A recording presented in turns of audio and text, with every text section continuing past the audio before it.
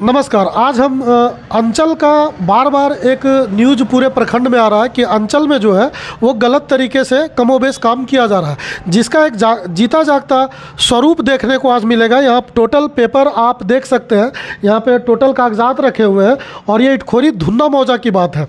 अंचल में किस तरह से लोगों को बिचौलियों के द्वारा ज़मीन में हेरा फेरी और उसमें अंचल कर्मी, कुछ अंचल कर्मी किस तरह से इसमें सहभागिता का रोल अदा करते हैं, ये देखने को मिलेगा। एक मौजा है यहाँ पे धुन्ना, जिसका खाता संख्या है 8 और जिसका प्लॉट नंबर है 1164 और जिसमें टोटल रकबा है 29 डिसमिल का। मध्य उसमें 17.5 डिसमिल का जो है वो किस तरह से बिचौलियों ने खेला किया, फौर्जरी किया और इसमें अंचल कर्मी किस तरह से सहभागिता के तौर पर उभर के आते हैं, ये देखने को मिलेगा। बताने का खास मकसद ये है कि अगर कोई आम व्यक्ति हो तो वो ज़िंदगी भर लड़ाई लड़ेगा, लेकिन उसे पता नहीं चलेगा कि हमारा ज़मीन सही है या गलत है। चूँकि जिस व्यक्ति को ज़मीन के विषय में बताना है कि आपका ज़मीन गलत से किसी दूसरे को दिया जा रहा है, वही लोग इसमें पूर्ण रूप से शामिल हैं। आप देखेंगे, आपको एक मैं यहाँ पे रजिस्टर 2 दिखला रहा हूँ, उसी ज़मीन और उसी प्लॉट का। इस रजिस्टर 2 में जो टोटल ज़मीन है उसका जो संख्या यहाँ पे दर्शाया गया है, आप देखेंगे 389। यहाँ पे वो जो संख्या है सुरजी कुमारी के नाम से, सुरजी कुमारी के नाम से वो 389 यहाँ पे दिखा रहा है। लेकिन जब आप देखेंगे इसी का केवाला, तो केवाला में 2977 दिखाएगा, जो संख्या होता है जिससे हम लोग सर्टिफाइड कॉपी निकालते हैं। लेकिन आपको ताज्जुब होगा जब इसका सर्टिफाइड कॉपी निकलता है तो वो टंडवा किसी अन्य प्रखंड का सर्टिफाइड कॉपी होता है जो यहाँ पे उपलब्ध है। ये देखिए, जब ये सर्टिफाइड कॉपी निकाला जाता है तो ये 1977 इस प्रखंड का ही नहीं है रजिस्ट्री, ये किसी दूसरे प्रखंड का है। और जब इसका आरटीआई मांगा जाता है तो आरटीआई में भी ये जवाब आता है कि आप जिस ज़मीन की बात कर रहे हैं वो 1977, वो कोई दान नहीं, केवाला है और ये केवाला जो है टंडवा का है। ये आप देखेंगे कि ये आपको दिखाया जा रहा है, ये इसका आरटीआई है। अब हम बात करते हैं जिस व्यक्ति ने इस पूरी सच्चाई को बाहर लाया और इसमें मामले की गंभीरता को समझते हुए और इसी सोचिए इतना फर्जीवाड़ा और इसी पे अंचल के तरफ से एलपीसी दे दिया जाता है। एलपीसी अंचलाधिकारी, कर्मचारी और जितने भी कंप्यूटर ऑपरेटर और जो अन्य अनुबंध कर्मी है, जिसमें एफआईआर में नाम भी है और कुछ लोग इसमें जेल भी जा चुके हैं। हम बात करते हैं जिस व्यक्ति सच्चिदानंद सिन्हा है, जिन्होंने इस मामले का उजागर किया और एक तरह से अंचल में जो कालाबाजारी हो रही है उसका उजागर इन्होंने किया है। तो आप समझ सकते हैं सचू में इसमें क्या पूरा मामला था। पूरा मामला है कि यह ज़मीन हमारा रईती बकास ज़मीन है, हमारे दादा गोवर्धन लाल के नाम से है। इसमें फर्जीवाड़ा, कुछ लोग फर्जीवाड़ा किए हैं। हमारे पिताजी के नाम से एगो लोग दान पत्र बनाया, दान पत्र में लिखा गया है भरत कुमार सिन्हा। ये देखिए फर्जी के वाला जो है वो यहाँ पे मौजूद है, ये फर्जी के वाला है।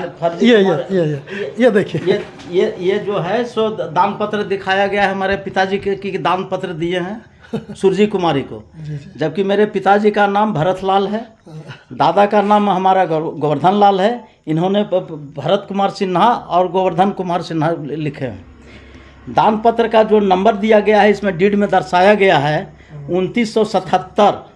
वह हम लोग निबंधन कार्यालय चतरा से जब हम लोग इसका आरटीआई से मांग किए तो उसमें मिला कि यहाँ इस तारीख में इस नंबर का 2977 नंबर का कोई दान पत्र नहीं हुआ है 1985 में। अब जब केवाला की डीड हुआ है और जब केवाला 1977 का जब हम लोग केवाला के लिए अप्लाई किए तो वह टंडवा अंचल के देवलगढ़ा बस्ती के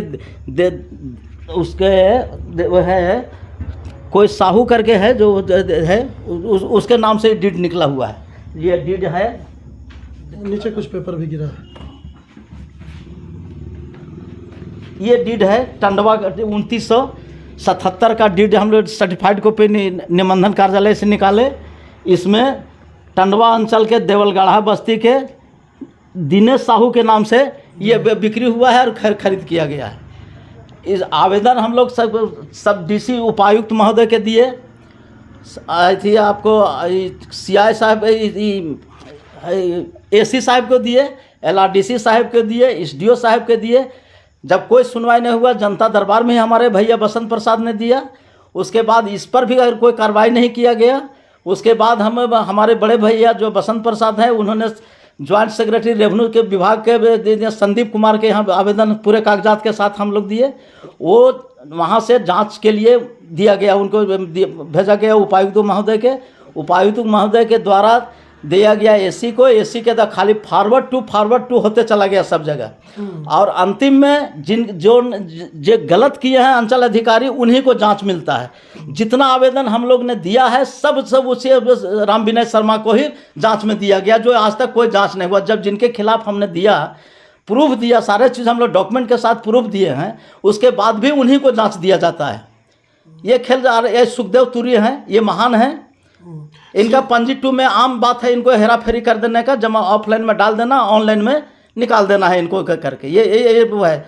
इन लोग के खिलाफ मैंने कम से कम 10 पिटीशन हम लोग दिए, आवेदन दिए, कोई सुनवाई इन लोग पर नहीं। कहाँ का इनके पास कितना बड़ा पैरवी है, ये तो हम लोग नहीं बता सकते हैं कि न राम विनय शर्मा पर किसी तरह कार्य हुआ, न इन पर न सुखदेव तुरी पर कार्रवाई किया गया, बल्कि इन लोग के आर हुआ कि प्रमोशन के सहित अभी रहे में सीआई का भी इनको पद मिला, सुखदेव तुरी को।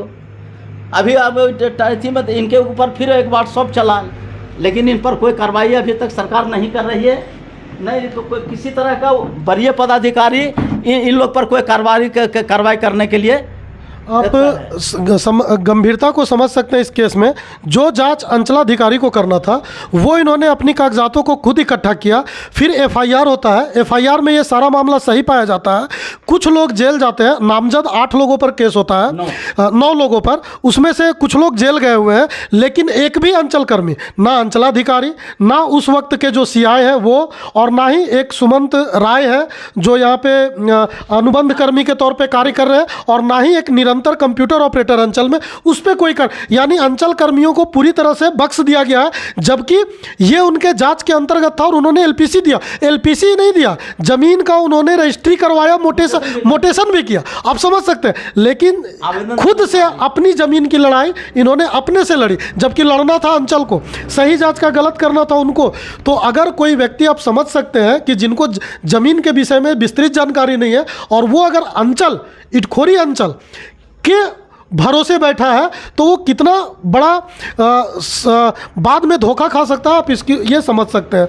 तो इस पूरे मामले के उजागर के लिए सच्चिदानंद प्रसाद का तो धन्यवाद दूंगा ही, साथ ही साथ आप अंचल के कार्यों से सतर्क हो जाए और अपनी कागजातों की जानकारी आप खुद भी रखें। और अभी के अंचलाधिकारी जो है वो इस मामले में वर्तमान समय में इन्वॉल्व नहीं है, चूँकि ये पूर्व का मामला है। लेकिन 2 व्यक्ति, एक कंप्यूटर ऑपरेटर निरंतर और दूसरा सुमंत राय, ये दोनों अभी भी कार्यरत है। निरंतर का यहाँ से ट्रांसफर हो चुका है कुंदा, और लेकिन सुमंत राय आज भी यहीं पर है, काम कर रहा है सुमंत राय। जो अभी जानकारी मिल रही है उसमें ये भी निकल के सामने आ रहा है कि सुमंत राय काम जो है वो छोड़ चुके हैं। धन्यवाद।